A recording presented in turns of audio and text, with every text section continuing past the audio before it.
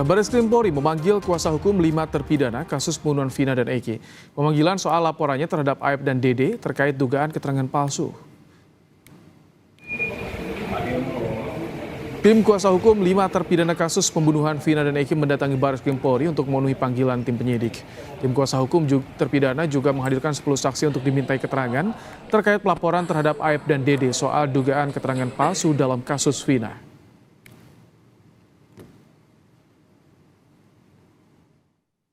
Tim DPM dari Pradi, hari ini ada pemeriksaan terkait 5 orang saksi dan ada gelar perkara tentang Rudiana. Ada lagi 5 orang saksi itu besok pada hari Rabu terkait kasus yang kemarin yang kesaksian palsu dari Dede. Salah satu saksi di sidang PK Saka Tatal, Aldi Renaldi, menceritakan bagaimana dirinya mendapatkan tindakan kekerasan dan tak pantas saat ditangkap oleh polisi pada 2016 silam terkait kasus pembunuhan Vina dan Eki di Cirebon. Saat bersaksi dalam sidang, Aldi mengatakan 2016 lalu ia ditangkap dan dibawa ke kantor polisi. Saat diinterogasi, Aldi juga mengaku mendapat kekerasan dari petugas. Dalam kesaksiannya, Aldi juga melihat Saka Tatal mendapatkan kekerasan dan dipaksa untuk mengaku.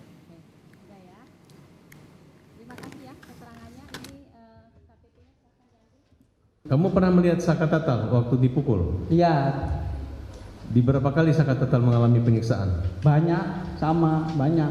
Apa yang disampaikan? Dampak dari pemukulan itu harus mengakui atau apa? Harus mengakui Pak. Padahal itu nggak tahu. Pak sama gugun itu paling kejam, itu yang ngebasem saya, itu yang ngedrum saya Pak. Itu orangnya. Rudiana, Akhirnya saya tuh masuk penjara itu sampai kayak di neraka Pak. Saya udah ngerasain ya di neraka satu. Bener-bener sampai nggak bisa pulang tuh, bener-bener sama Bang Jaka itu jam 4:30. Saya mau pulang aja, keluar dari kali udah ngesot Pak. Karena keterangan itu pasti bohong Pak. Saya menolak, hanya saya takut, tertekan, tidak tahu cara memberhentikannya seperti apa.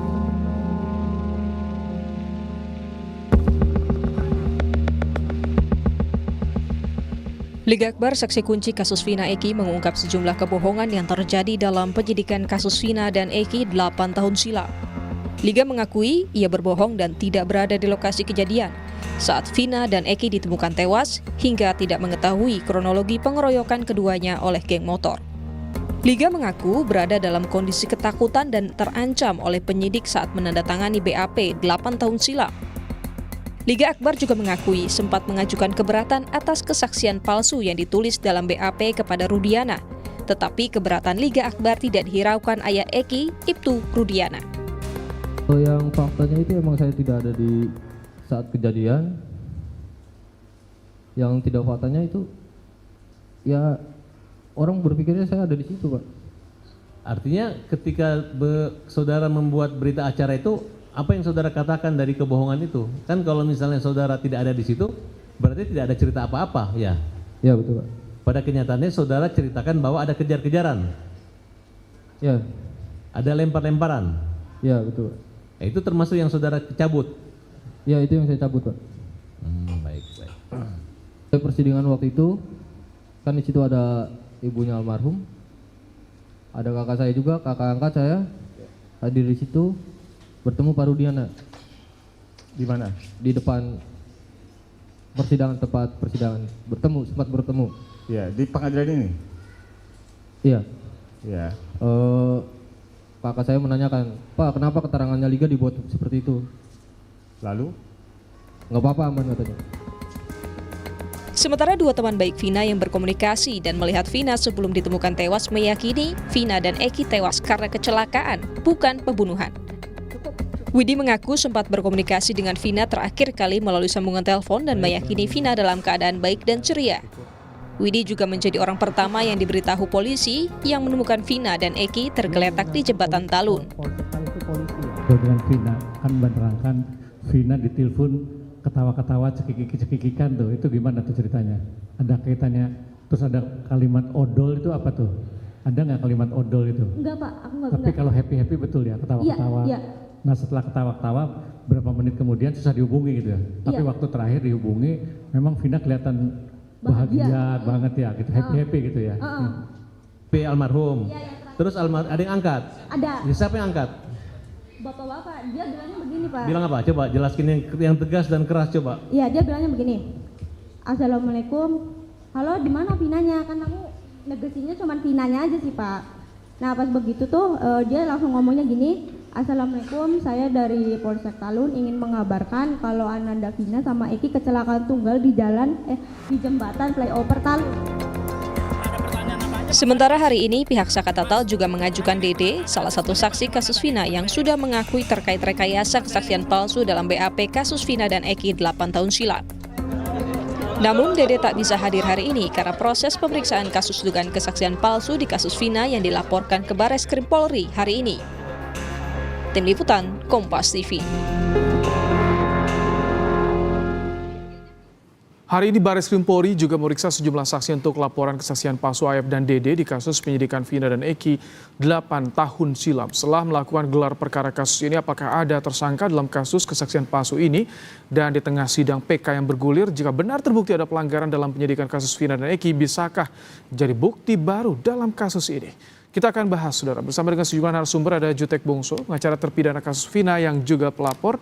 Ada juga Bu Elsa Syarif, pengacara terlapor kasus kesaksian palsu Aep, dan praktisi hukum Saur Siagian. Selamat sore, Bang Saur, Bu Elsa, Bang Jutek. Sore, Mas Bayin. Selamat sore. Oke, Bang Jutek, bagaimana pemeriksaan di Bareskrim hari ini? Apakah juga Dede diperiksa hari ini?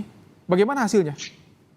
Ya baik Mas, betul ada pemeriksaan di Bareskrim. Kami pun saat ini masih ada di Bareskrim Mabes Polri terkait dengan laporan kami terhadap Dede dan Aep.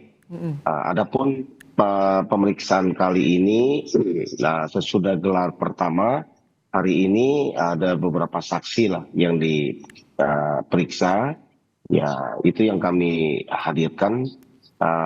Juga kami dari pelapor juga diperiksa terkait dengan laporan dan bukti-bukti yang kami sampaikan. Hanya itu Mas, saya kira kalau untuk sampai penetapan tersangka yang lain belum ya, karena masih dalam tahap lidik, demikian. Ini Dede dengan para terpidana yang diperiksa dikonfrontasi tidak, Bang Jutek? Itu penyidik ya, bukan kewenangan kami. Kalau kami kan hanya menghadirkan para saksi yang masih tidak ditahan ya atau di luar lapas. Kalau yang di lapas kan tentu penyidik punya prosedur sendiri. Pasti kami rasa pasti akan diperiksa. Ya, karena kami melapor itu kan atas nama terpidana, pasti mereka akan diperiksa gitu. Oke, Bu Elsa, sudah gelar pemeriksaan juga pelapor diperiksa. Saat ini terlapor juga diperiksa. Bagaimana tanggapan Anda soal kasus dugaan kesaksian palsu? Ada pengakuan kemarin kan, Bu Elsa? Ya, ini terserah aja nanti bagaimana prosesnya di penyidikan di Bareskrim ya.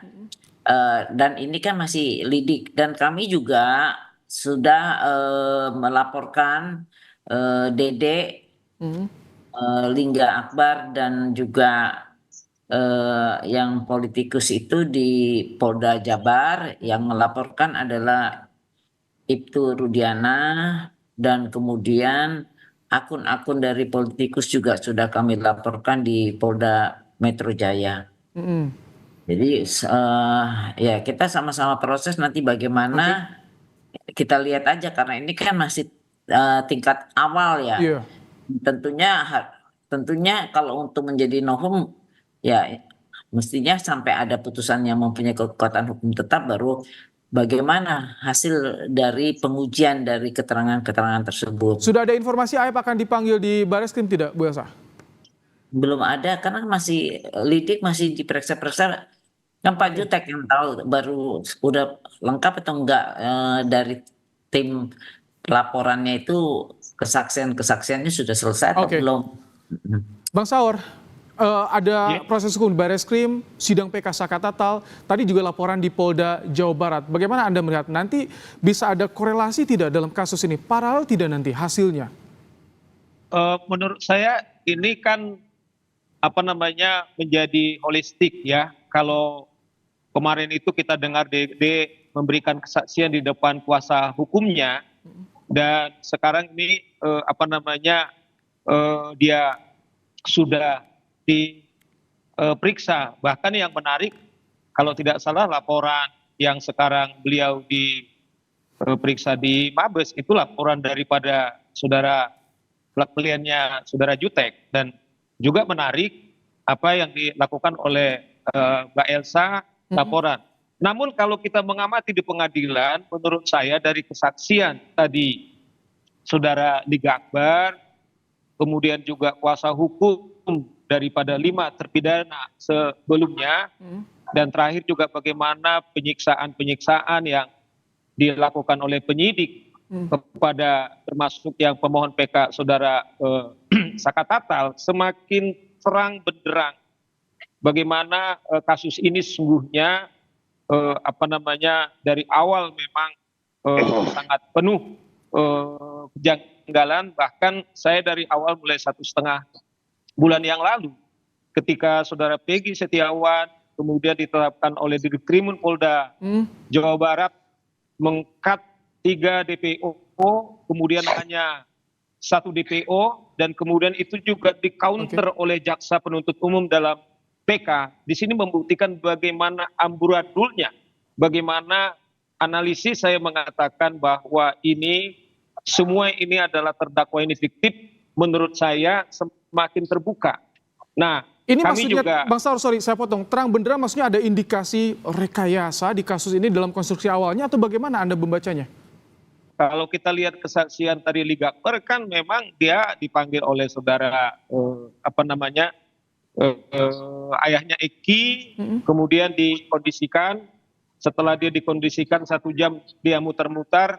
Setelah itu kemudian dia diarahkan oleh penyidik supaya yang tadinya hanya mengkonfirmasi soal pakaian digunakan oleh saudara Eki, tetapi ternyata kemudian dilakukan pemeriksaan-pemeriksaan yang ternyata dia sendiri tidak melihat. Sehingga hari ini dalam sidang PK kemudian itu dicabut. Itu menurut saya bahwa tidak lagi itu hanya dalam proses yang kita dengarkan diskursus di publik, tetapi sudah mengena langsung ke jantung, bahwa saya selalu mengatakan bahwa untuk membersihkan kepolisian, saya mengatakan mereka justru berterima kasih dengan PK ini, dan juga melakukan penyidikan apa yang sekarang di Mabes Polri. Gitu loh Mas Baim. Bu Elsa, tanggapannya, tadi Bang Saur bilang sudah semakin terang benderang berdasarkan dari PK tadi, kesaksian Liga Akbar juga, Bu Elsa. Ya, tentu hal ini bertentangan dengan keterangan-keterangan dari klien saya ya. Yang jelas Dede itu bersama-sama dengan Aep, dan kita mengetahui keterangan itu bahwa bagaimana pihak-pihak yang berusaha menekan dari klien saya yaitu Aep untuk Aep Rusdiansah supaya dia mengikuti jejak Dede dan Liga Akbar, karena dia tidak bersedia, karena ini hal yang benar-benar yang dia alami dan dia saksikan. Dan apa akibatnya? Bapaknya